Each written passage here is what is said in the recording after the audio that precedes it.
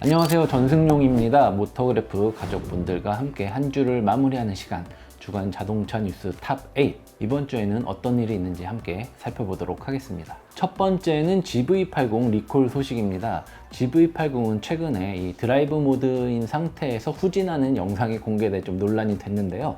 이 원인은 바로 이 스탑앤고 시스템인 ISG의 소프트웨어 오류 때문인 것으로 밝혀졌습니다.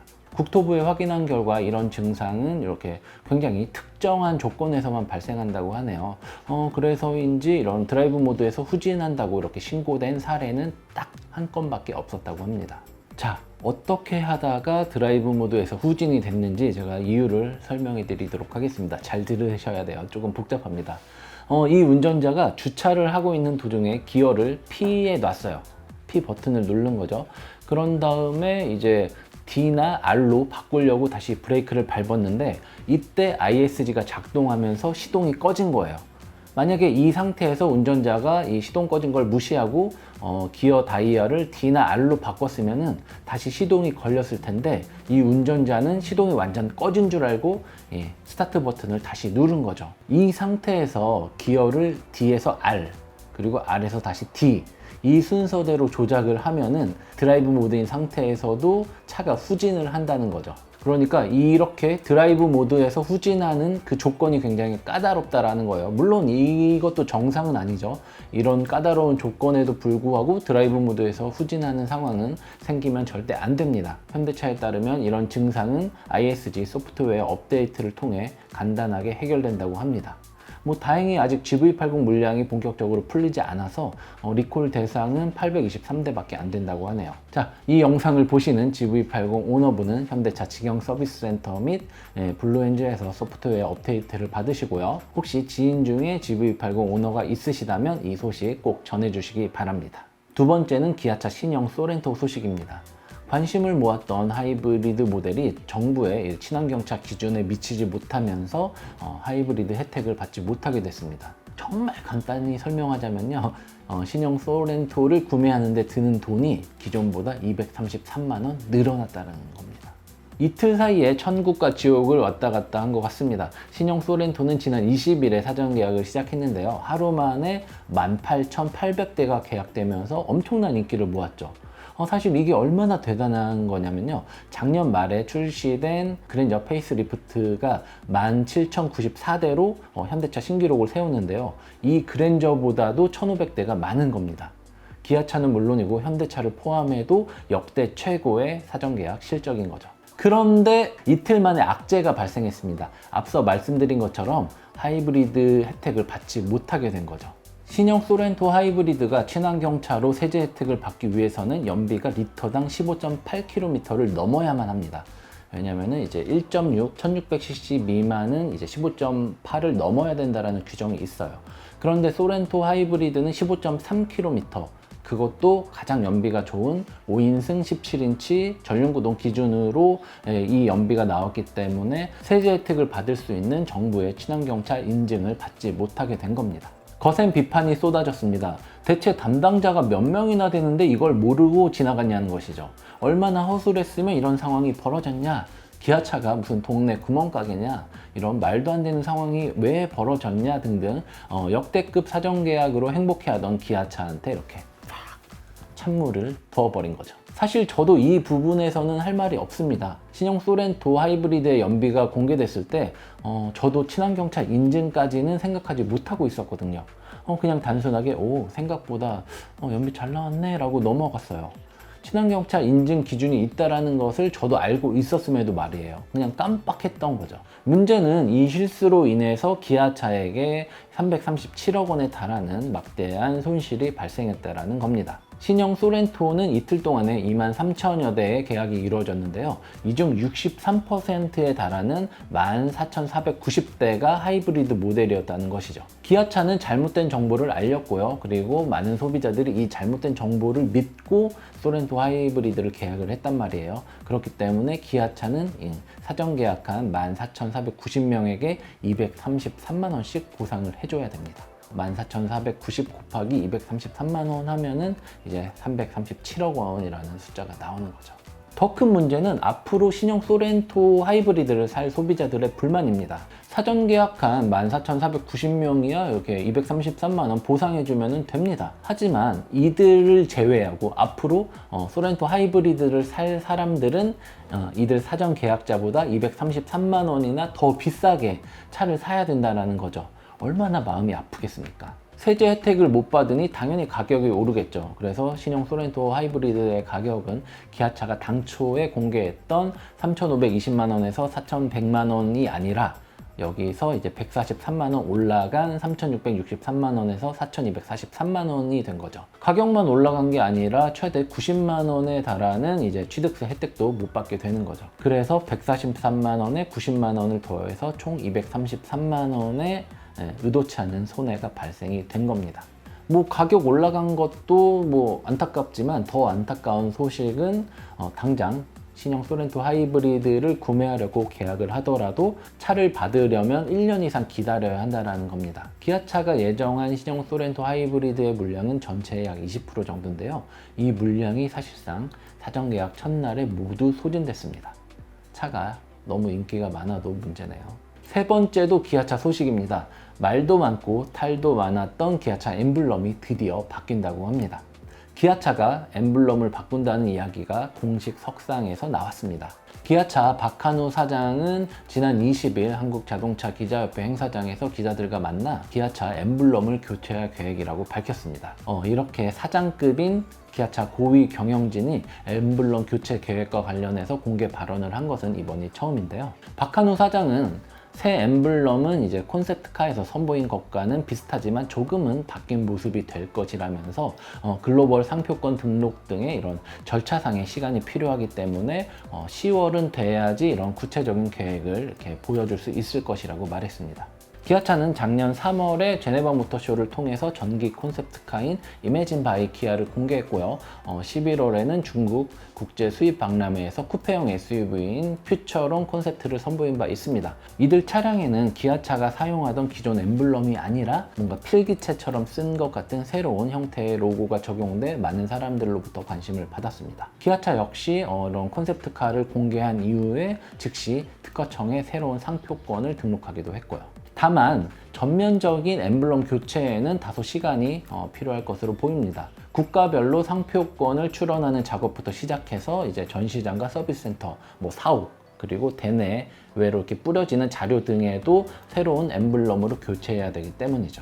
차량 역시 마찬가지입니다. 전후 범퍼와 후드 그리고 스티어링 휠과 시트 등 엠블럼이 들어가는 차량의 주요 부품에 대한 설계 변경에도 시간이 필요합니다. 그래서 기존 차량의 엠블럼을 한꺼번에 바꾸는 것은 사실상 좀 어렵고 앞으로 나올 신차부터 새로운 엠블럼이 들어갈 가능성이 높다라는 거죠.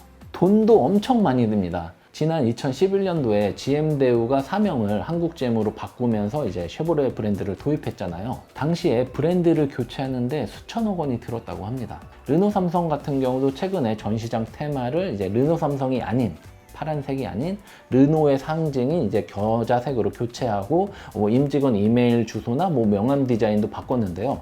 그럼에도 불구하고 여전히 많은 부분에서는 르노 삼성의 태풍에는 엠블럼이 사용되고 있습니다. 그나마 클리오나 트위지, 마스터 등 이제 해외에서 수입되는 신차들만 차례대로 르노 엠블럼을 쓰고 있는데요. 우리나라에서만 바꾸는데도 이렇게 힘든데 기아차는 우리나라뿐만이 아니라 세계 시장에서도 다 바꿔야 되기 때문에 이들과는 비교할 수 없을 정도의 천문학적인 비용이 발생할 것으로 예상됩니다. 그래서 더 조심스럽게 움직일 수밖에 없는 것이죠. 10월쯤 구체적인 계획을 공개한다고 하는데 어떤 신차에 새로운 엠블럼이 적용될지 매우 기대가 되네요. 참고로 신형 카니발과 신형 스포티지가 하반기에 나올 예정인데요. 이 차들의 새로운 엠블럼이 들어갈지 궁금하네요. 네 번째는 코로나19 소식입니다. 여러분 제가 예전에도 말씀드렸는데 마스크 잘 쓰고 다니시죠? 코로나19 덕분에 이제 당초 계획된 신차 출시회 및 전시 행사가 취소되거나 이제 축소 운영되는 상황이 발생했습니다. 르노 삼성은 이제 3월 3일로 예정됐던 XM3 출시회를 대폭 축소 운영하기로 했습니다. 또 비슷한 기간으로 예정된 페라리와 람보르기니의 신차 출시 행사는 아예 취소가 됐어요. 현대차 역시 오는 3월로 계획됐던 신형 아반떼 출시회를 좀 축소해서 운영하기로 가닥을 잡았고요. 기아차도 신형 소렌토 출시회를 또 축소하거나 아니면 아예 취소하거나 이런 식으로 좀 검토하고 있는 것으로 알려졌습니다. 좀 아쉽긴 하지만 현재 상황에서 이런 대규모 행사를 하는 게 브랜드 입장에서는 무척 부담이 될 수밖에 없습니다. 괜히 행사를 했는데 뭐 현대차 아반떼 행사장에서 슈퍼 전파자 막 이렇게 나오고 막 감염되고 이러면은 안 하니만 못한 상황이잖아요. 그렇기 때문에 브랜드 입장에서는 조심스러울 수밖에 없고요. 일부 브랜드에서는 이런 행사 취소나 이런 축소뿐만이 아니라 많은 사람이 이용하는 그런 시승차 운영도 당분간은 좀 이렇게 중단한다는 계획을 밝히고 있습니다. 자동차 행사는 아니지만 25일로 예정됐던 택시 파업도 취소됐습니다. 택시 업계가 타다 1심 무죄에 항의하면서 이제 국회에 여객자동차운수사업법 개정안 통과를 이렇게 촉구하기 위해서 대규모 집회를 할 계획이었는데요. 서울시가 뭐 코로나19 확산 방지를 위해서 대규모 집회를 금지했고요. 그리고 또 정부 역시도 감염병 위기 경보를 심각 단계로 이렇게 격상하면서 택시 업계에서도 좀 생각을 바꾼 것 같습니다. 가뜩이나 택시에 대한 여론이 호의적이지 않은 상황에서 대규모 집회까지 한다라고 하면은 이제 더 큰 역풍을 맞을 수도 있으니까요. 다만 2월 임시국회에서 일명 타다금지법으로 불리는 여객자동차운수사업법 개정안이 통과되지 않을 경우에는 모든 수단과 방법을 동원해서 투쟁해 나가겠다라는 입장은 여전히 유효하다고 합니다. 다섯 번째는 민식이법 소식입니다. 서울시가 어린이 보호구역 스쿨존이죠. 이 스쿨존 내 과속단속 CCTV 설치 일정을 앞당기기로 했다고 합니다. 당초에는 2022년까지 설치하기로 예정이 됐었는데 이를 1년 정도 앞당기기로 결정한 것이라고 하네요. 도로폭이 좁아서 과속단속 카메라가 설치하기 어려운 그런 이면도로 같은 경우는 제한속도를 시속 30km에서 시속 20km로 줄이기로 했다고 합니다. 또 이면도로 전 영역을 보행로처럼 보이도록 이렇게 개선할 계획이라고도 하네요. 특히 어린이들의 시야를 가려서 사고를 유발하게 하는 이런 불법 노상주차장 48곳, 417면을 전면 폐지할 계획이라고 하네요. 이들 중 90%는 올해 상반기 중에 그리고 나머지 10%는 늦어도 올해 말까지 완전히 없앨 계획이라고 합니다. 노상주차장을 폐지하더라도 이곳에 불법 주정차가 생기면 안 되잖아요. 그렇기 때문에 이를 단속하기 위한 CCTV 50대를 함께 설치한다고 합니다. 이건 꼭 알아야 될 것 같은데요. 일반 시민이 직접 불법 주정차를 사진으로 찍어서 애플리케이션으로 신고하면은 자동으로 과태료가 부과되는 그런 구간이 320곳이나 새롭게 추가된다고 합니다. 걸리지 않게 조심하지 마시고 아예 불법 주정차 하지 않는 습관을 기르시기를 부탁드립니다. 신호등이 없는 횡단보도 67곳에도 새롭게 신호등을 설치한다고 합니다. 근데 일반 신호등을 설치하는 게 아니라 노란색으로 신호등을 만들어서 운전자나 어린이들이 한눈에 딱 볼 수 있게 시인성을 높인다고 하네요. 여섯 번째는 르노 삼성 SM6 페이스리프트 소식입니다. 르노가 SM6, 즉 탈리스만 페이스리프트 모델을 공개했습니다. 디자인이 큰 폭으로 바뀐 것은 아니지만 다양한 첨단 기술 적용을 통해서 상품성을 개선했다고 하네요. 르노에서는 전후면 범퍼와 그릴, 휠, 그리고 LED 램프 등이 바뀌었다고 하는데요. 제가 봤을 때는 한눈에 그렇게 큰 변화를 알기는 어려운 것 같습니다. 기존 모델이 워낙 디자인으로 이렇게 호평을 받은 만큼 그 변화폭을 최소화하면서도 이제 완성도를 높이는 데 집중한 모습인데요. 매트릭스 LED 헤드램프와 이렇게 크롬을 적절히 섞은 테일 램프가 저는 개인적으로 인상적입니다. 실내에는 새로운 10.2인치 풀 디지털 계기판이 탑재됩니다. 이와 함께 S링크라고 불리던 인포테인먼트 시스템은 이제 이지링크란 새로운 이름으로 한 단계 진화했다고 하는데요. 이 인포테인먼트 시스템은 9.3인치 화면으로 구현이 됩니다. 예전 SM6 같은 경우는 8.7인치 세로 디스플레이가 있었는데요. 기존보다 0.6인치가 커지면서 좀 더 화면이 시인성이 좋아진 그런 모습이네요. 단순히 화면만 커진 게 아니라 화면 분할을 지원하는 등 이런 그래픽적인 성능도 개선했다고 합니다. 가장 중요한 점은 국내 소비자들이 불편하다고 이렇게 좀 불만을 제기했던 그런 공조 장치 조작부를 디스플레이가 아니라 그 밑에 하단에 물리 버튼으로 이렇게 분리해서 좀 더 직관적으로 쓸 수 있도록 만들었습니다. 안전 사양도 업그레이드 됐는데요. 보행자를 감지할 수 있는 비상 제동 장치를 비롯해서 이제 차선 이탈 및 보조, 그리고 교차로 교통 경보 시스템, 그리고 어댑티브 크루즈 컨트롤, 그리고 주의력 경보 시스템 등 레벨 2 수준의 운전자 보조장치가 탑재된다고 하네요. 파워트레인도 대대적으로 바뀝니다. 일단 XM3에 적용된 1.3L급 가솔린 터보 엔진이 기존에 있던 2.0 가솔린 엔진을 대체할 것으로 보이고요. 기존의 1.6 가솔린 터보 엔진 같은 경우는 이제 1.8L급으로 배기량이 커져서 최고 출력도 225마력을 내는 그런 새로운 엔진으로 바뀔 예정이라고 하네요. 디젤 엔진 같은 경우는 120에서 150마력을 내는 1.7L급이 있고요. 그리고 160에서 200마력을 내는 2.0L급이 있는데요. 우리나라에는 아무래도 이런 디젤보다는 2.0 LPG 모델이 나올 가능성이 훨씬 더 높죠. SM6 페이스리프트는 2020년 제네바 모터쇼에서 공개될 예정인데요. 본격적인 판매는 6월부터라고 하는데요. 우리나라에도 하반기 중으로 출시될 것이라고 하니까 많은 기대하셔도 좋을 것 같습니다.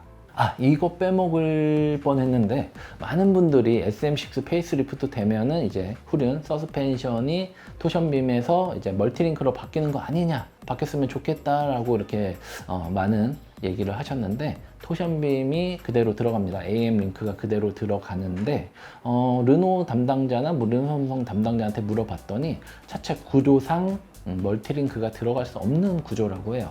그래서 페이스리프트 되더라도 멀티링크로 바뀌는 그런 변화는 없습니다. 이거 꼭 알아두세요. 7번째 소식은 포르쉐가 만든 신형 911 지문 에디션입니다. 포르쉐가 신형 911에 지금까지 없던 독특한 방식의 주문 생산을 적용하기로 했는데요. 신형 911 차주가 원할 경우에는 본인의 지문을 보닛에 찍어주는 일명 지문 프린팅 옵션을 이렇게 새롭게 추가했습니다.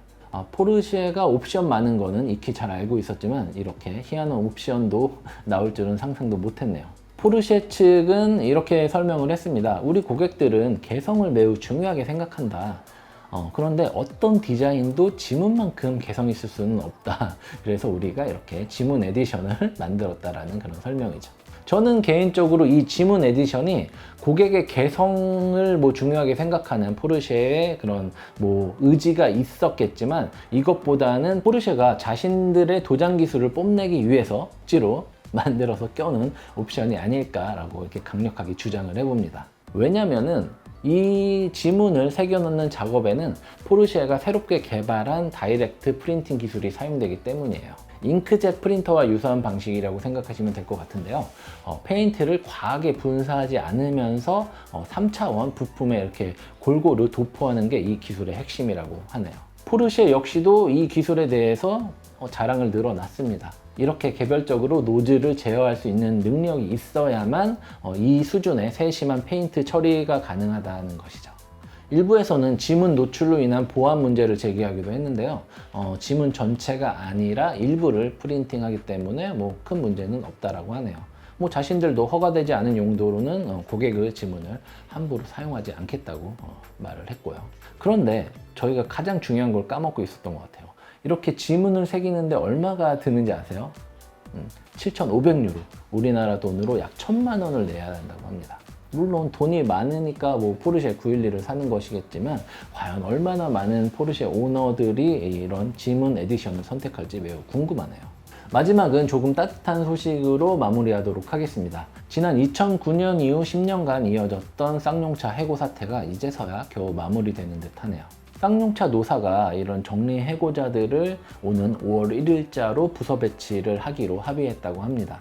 쌍용차는 2018년 9월에 해고자 복직에 합의를 한 다음에 그해 12월에는 정리 해고자 중 60%를 이제 복직을 시행을 했어요. 그리고 나머지 40%도 2019년 상반기에 복직을 완료를 했습니다. 그러나 쌍용차의 경영 환경이 워낙 어려워서 그런지 이분들을 바로 이제 일선에 투입하지 못하고 통상 임금의 70%를 주면서 유급휴직 상태로 이렇게 만들어 놨던 거죠. 다행히 이번 합의를 통해 유급휴직자 이제 46명이 오는 5월 1일부로 이제 부서에 배치되게 됐다고 하네요. 이들은 이제 2달간의 트레이닝 및 업무 교육을 거쳐서 7월 1일부터 현장에 본격적으로 배치될 예정이라고 합니다. 자, 이만 마치도록 하겠습니다. 오늘 전편의 한마디는 쌍용차 정리 해고자분들 그동안 정말 고생 많으셨고요. 앞으로 열심히 일하셔서 좋은 차 많이 만들어 주세요. 지금까지 전승용이었습니다. 감사합니다.